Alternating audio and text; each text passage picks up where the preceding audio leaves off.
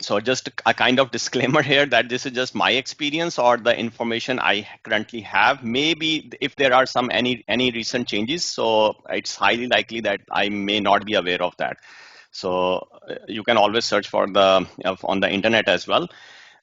So let's start with the categories. I think this is very important stuff, and because the merit of the application is judged, or actually the final decision is based on the category, on which category the researcher lies. So there are two categories for applying for NSERC Discovery Grant. The first category is early career researcher. So early career researchers are applicants who have held their first independent academic position within the last 5 years. So for example, if anyone is applying in 2024, should have been hired on or after July 1st, 2019. Now there are some special circumstances where this 5-year window can be extended.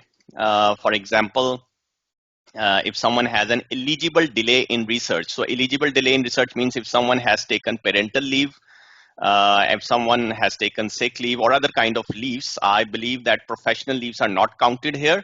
For example, sabbatical leave, to my best knowledge, sabbatical leave is not eligible here, is not a valid leave here for claiming this or extending this window. But the other leaves are eligible here. However, if someone has done or has taken a faculty position, let's say in some other country before even 2019, so that period will also be counted. So this here, which I have written July 1st, 2019, assuming that if someone is continuously working as an independent faculty member in the university. So 5-year window is there. Maybe you have worked 2 years in some other country and now 3 years here. So again, you are not early career. So this is the first category. And the second category is established researcher. So as the name implies, this is for established researchers, and any applicant who is not early career researcher, of course, then that researcher is termed as established researcher. So those established researchers are applicants who have held an independent academic position within a start date before the last 5 years. So again, in short, I can say that anyone who is beyond the 5-year window, of course, is an established researcher. And here the word independent academic position is important. So I believe that most of the academic positions like assistant professor or associate professor or professors, these positions, including anyone who has worked as a limited term, provided that limited term position, if that researcher is eligible to supervise thesis independently without the involvement of any other supervisor, then that is also counted as independent academic position.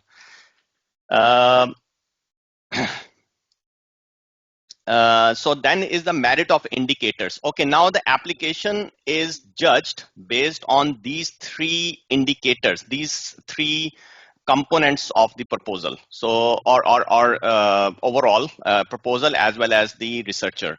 Well, so sorry. Yes. Since this presentation is not like a work you are doing, it's more like, can we do it like people can ask during presentation? Sorry, what? Can we do it like people can ask during presentations? So okay. Yeah, sure. Interactive. Okay. So Amir, please go ahead. Thank you, Ismail. Thank you. Omer, thank you very much for taking the lead and presenting this workshop, whatever you wish to call it. I have a very specific question with the definition of independent researcher, if you don't mind. Based on your understanding, I have my own experience, but I want to hear your understanding. Being realistic, in the last few years that I applied, I've mentioned that I'm supervising students. I'm right here at UFV, quite few with record publication and everything. But when it came to graduate studies, graduate students, the only avenue that I was able to survive was being advisor or co-supervisor. So based on your understanding of their definition of independent researcher, do you think that the committee, when they look at our application, they have question in their mind whether we are I know that you are an independent researcher, but from their point of view, do you think that they are biased toward this definition, and because they are coming from well established, their definition is that the person should be supervisor of graduate students rather than co-supervisor? Uh, so, uh, I believe that in most of the institutes, almost all the institutes, anyone who has an assistant professor title or associate professor is actually eligible to supervise independently without involving any other supervisor. I mean, of course, for collaboration purposes or some other purposes, a professor or assistant professor or associate professor can collaborate with some other, but it's not necessary. It's not a requirement from the institute or from any other, I believe. So that is why my opinion on this is that the evaluation group would recognize as an independent researcher. Okay, thank you. Yeah.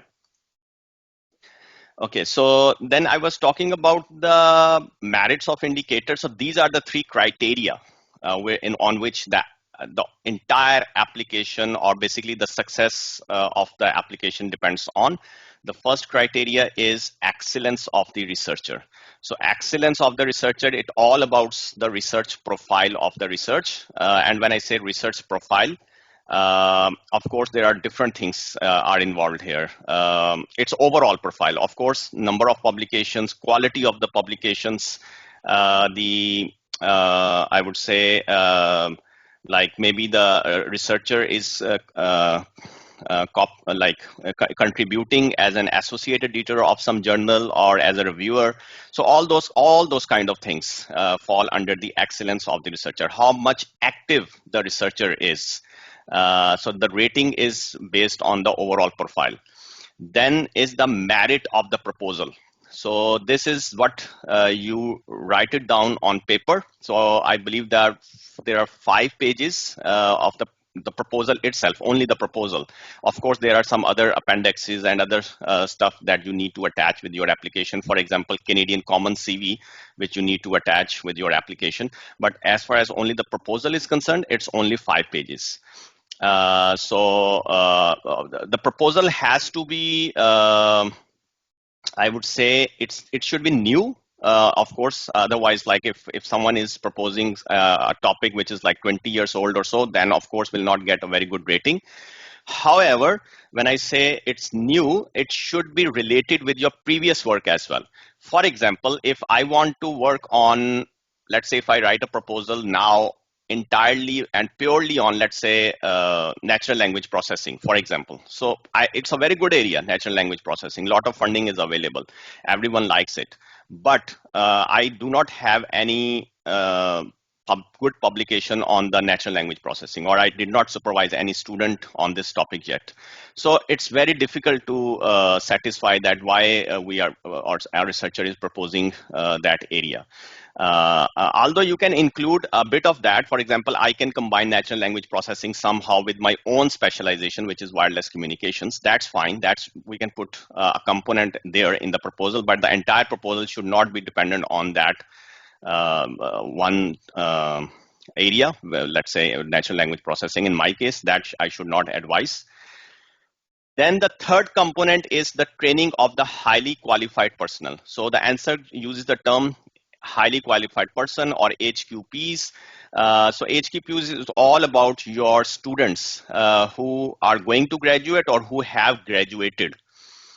So the rating is depend on the on this criteria as well. And when I say your students, it can be you may have supervised them directly, or you may have co-supervised them maybe in some other institute. So that's also be okay. You can, like for example, in my application, I justified that even at that time TRU did not have a graduate program there. It's going to start, but it was not started at that time. So I mentioned that I co-supervised this student in some other university. So that's I think will be okay for early career researchers. For established researchers, maybe a little bit tricky, I would say here, or maybe have to provide a stronger justification probably in that case.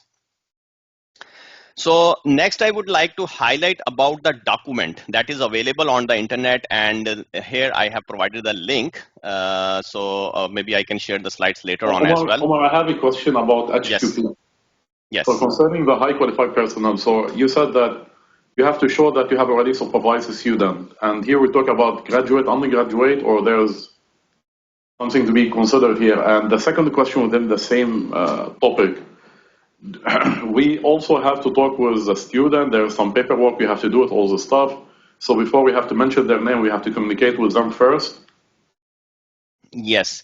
The answer to your first question is it can be a mix of different levels of students. It can be undergraduate, graduate, postdoc, and PhDs. That's always advised that a researcher should not train only one level of student. It should be mix of everything. However, considering the special scenario for our institute that we don't have a graduate program at the moment, so I think it can be justified somehow that if we say that, okay, we have supervised this number of undergraduate students. However, personally, I feel that there may be some other constraint attached with this. If we are supervising too many undergraduate students, probably we will not be getting that much quality research works. It's challenging to get that quality research work only with undergraduates. So that's some other perspective here. So the answer to your second question, yes, Oh, yes, sorry. yeah. Does supervision in a different institution before, does that count? Yes, that's count as well if it is within 6-year window. So whatever you have to claim about your publications, about your work, or even supervision, it has to be in the last 6 years. And the answer, Ismail, to your second question is about. Sorry, I forgot that. What was your second question? I have to communicate with the student before I mention their name. Yeah, so yeah, that's right. So according to the policy that is written on NSERC website as well, due to the privacy issues, they advise that we should not mention the names on the when we write the training of the HQPs. However, to some strange, they mentioned that we can mention their names with putting a static on the Canadian Common CV. So, for example, if you have a publication with your student, and let's say your student was a first author or second author, let's say whatever, then you can put a static with the name of the student on your Canadian Common CV. From there, probably evaluation group members or reviewers can see, okay, this is the output of your student in which you train that student and you publish that paper somewhere. Could you elaborate on yeah. that item that you just mentioned? I filled out the CCV, Canadian Common CV, whatever it is, and I listed the student. And when I was entering the information about the paper, is there any specific field that I need to highlight the name and then it will create a hyperlink to the name of it? Is that what you're referring to? Yeah, so there is a. What do you mean by static? Yeah. Static.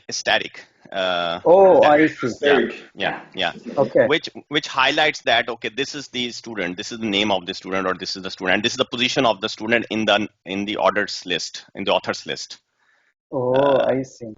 Right. Okay. So yeah, which is a kind of strange. Like on one end, the NSERC was saying that you should not mention the name within the proposal, but on the Canadian Common CV, they asked that you should highlight the name of the student with the static. So I have a question on this as well, because if your student has gone to the industry, not publication with you, and they are doing very well in the industry, how do you highlight that? Yeah, so that's a very good question. My advice would be that you should mention this thing in the proposal, in the training of the HQP. So basically, in the training of the HQP, one of the very important factor that the evaluation group would like to see is that you train the student, but what skills and what is the success that brings in the life of student. Like, for example, student may have taken or is taking a graduate program in a bigger institute with a scholarship. So you can highlight that, okay, this is the achievement of the student, that after graduating from UFV, that student has taken a position as a graduate student in some bigger institute with a scholarship and blah, blah, blah. So you can highlight that. Or you can highlight that the student is doing as a job in a very good company or industry, or is associated with the industry. So you have to mention the outcome and highlight the outcome of that. Okay, thank Yeah. you.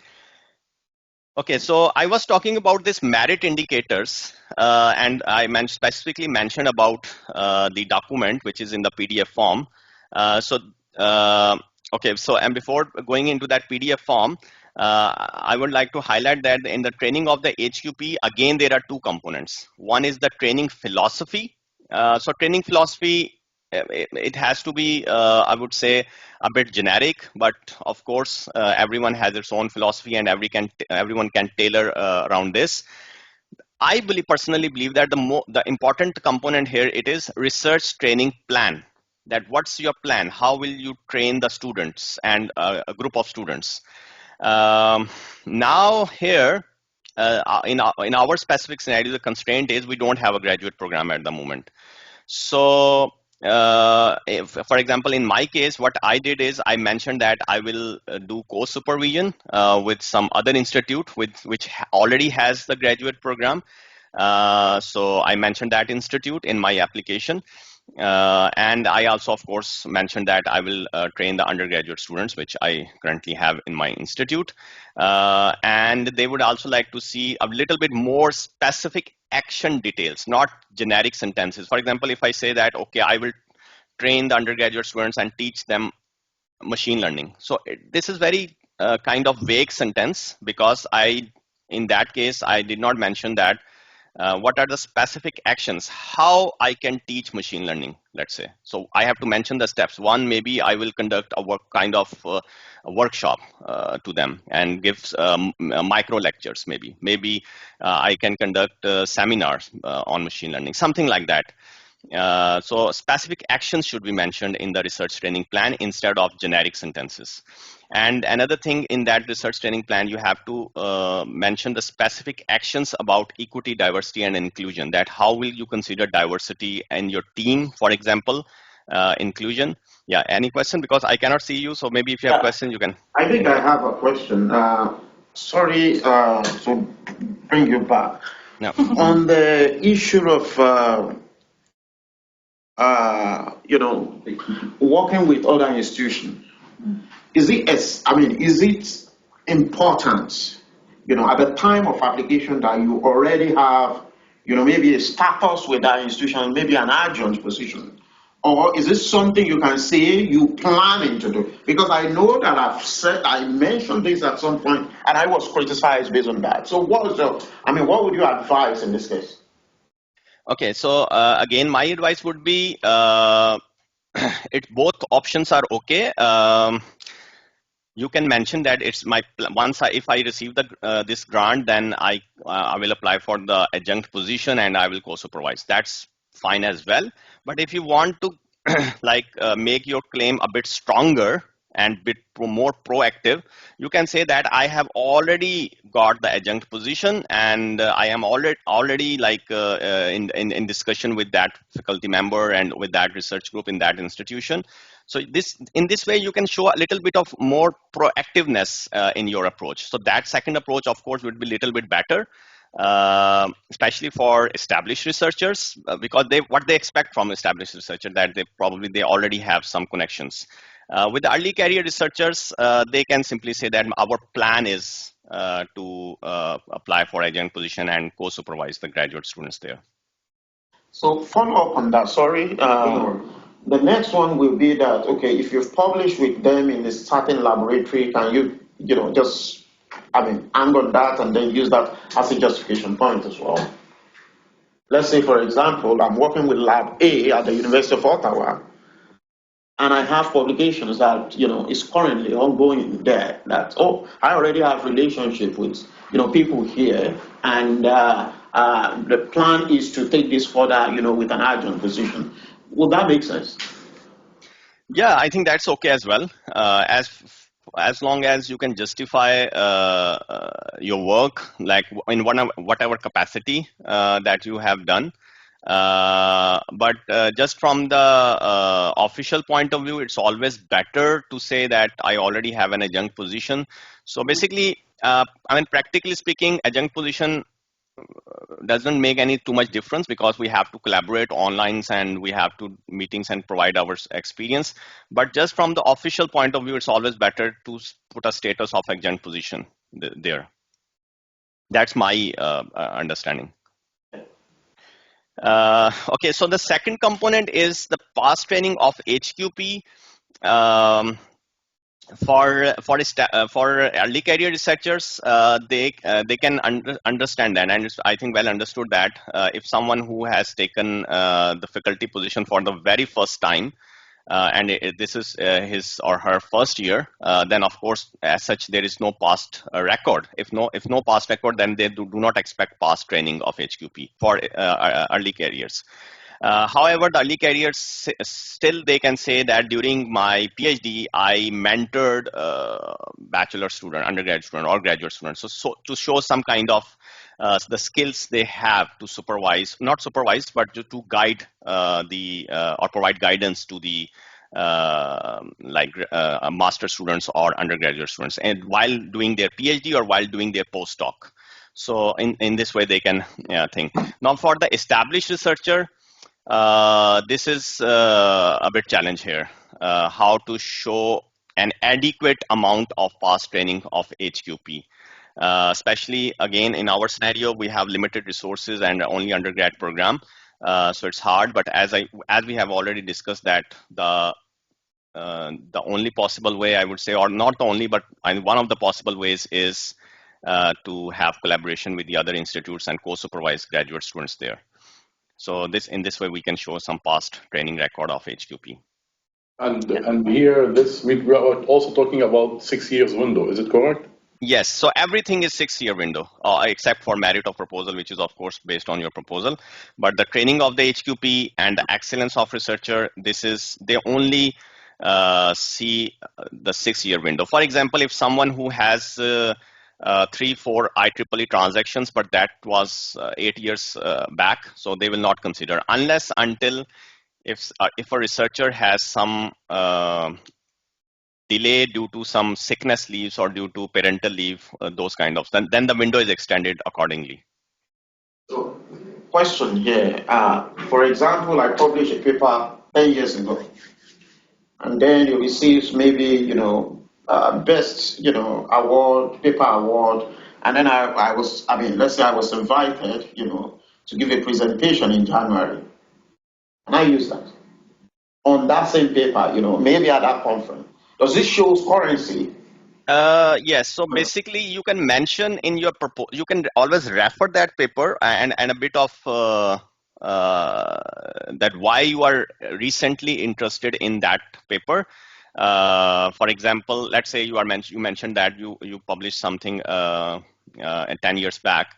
So then you cannot mention that 10-year back paper in your Canadian Common CV, because Canadian Common CV only allows the paper or the publication which have been published in the last 6 years.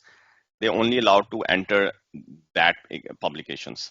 So from the Canadian Common CV you cannot enter, but in the merit of the proposal you can write whatever you want, but you have to make a justification that why you are mentioning that paper or interested in that paper, if that is published 10 years back, which is beyond the 6 years window. So for that, you can say that, okay, a part of that paper has recently gained or regained the interest in the research community, or somehow you have to make a justification of that, mentioning that paper. So the PDF file I was mentioning is actually this PDF file, which is available on the NSERC website. So this is a very important document. So I always refer this document to everyone, that just take a copy of this and put it in front of yourself whenever you want to write discovery grant application, because we have to justify or our application will be assessed based on these three criteria which we just discussed.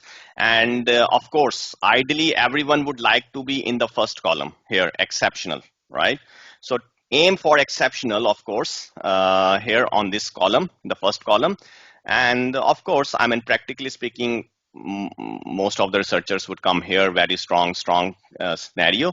But of course, look for the first column and keep this document in front of you when you write the proposal. Or when you prepare Canadian Common CV or all the components of your application. So this is very important document, because this is just like what we give to the students for marking the assignments. They should know what's the criteria. So similarly here, this is the criteria, and this is what their expectation is about the giving the rating exceptional or outstanding, very strong, moderate, insufficient. So of course, no one would like to be in the last column. So, but we should know first, and then we can only write the proposal.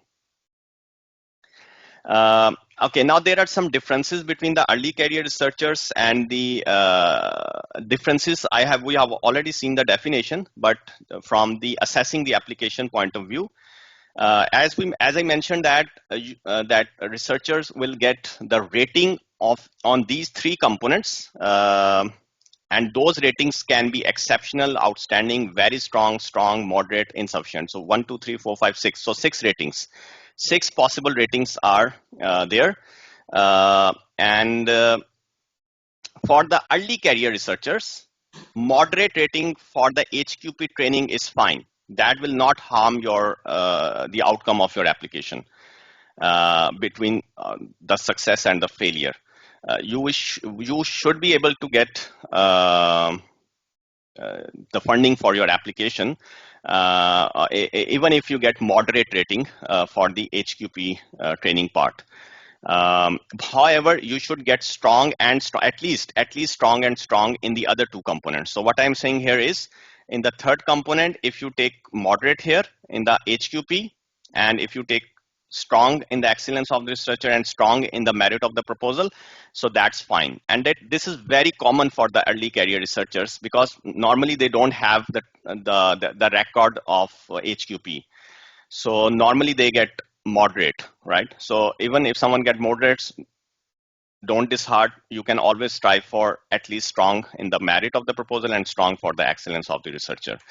However, there are some instances which I have seen before as well, that even many early career researchers, they don't get moderate in the HQP training. They get actually insufficient rating. So why they get insufficient rating if they don't have any record for HQP? So to my understanding, the reason would be that they don't mention the HQP training plan in the application. So if someone who has joined the academia and this is his or her first year in the academia, it makes sense that that researcher does not have any HQP training record. But at least that researcher can mention the training plan, can explain the training plan of the future, that what's his or her training plan if the application is successful. So don't worry about your record if you are early career researchers, but you have to put effort on the HQP training plan.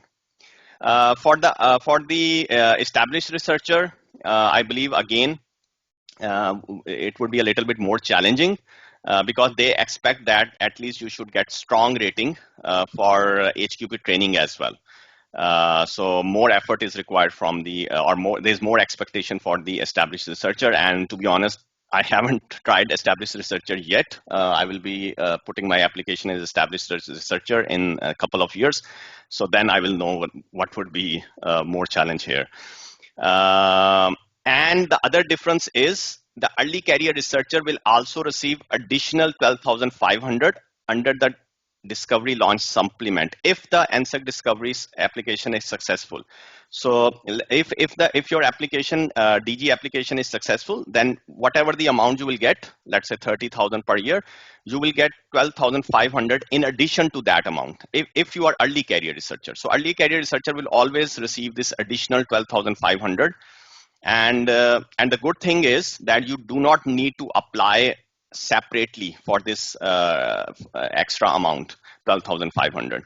It is by default. It will be applied by default if your discovery grant application is successful. And this is only for early career researchers. Established researcher will not get this additional 12,500, even if their application is successful. Now, few statistics. The success rate is 63% in 2024, and I checked over the internet. It is in the 60s or 58, something 59, but very close to 60 in the past few years. Last year or this year, actually in March when they announced the results. So the overall success rate is 63%. Now, when I say overall, it means that it is for all fields, including computer science, computer engineering, electrical engineering, or like overall 63%. But even if we take computer science only or computer engineering only, then it is also around 60%. But the challenge here is for small institutes, the success rate is around 35%. You should share this with us. Yeah, so I think I believe that most of you know the reasons probably. I don't want to jump into that, but the one reason, of course, is HQP training because requirement. we have 6 minutes and I have a meeting at 10 with Okay. the PMA. So is there something more you want to share, or let's open discussion within 2 to 3 minutes if somebody has any question? Yeah, so the only thing is I would like to mention is that so discovery grant is for 5 years. So it's a program. You have to mention a program. It's not, you should not give it like highlight it as a project. It's not a project, it's a program. So you have to be very sure to clearly mention the long-term goals and the short-term objectives.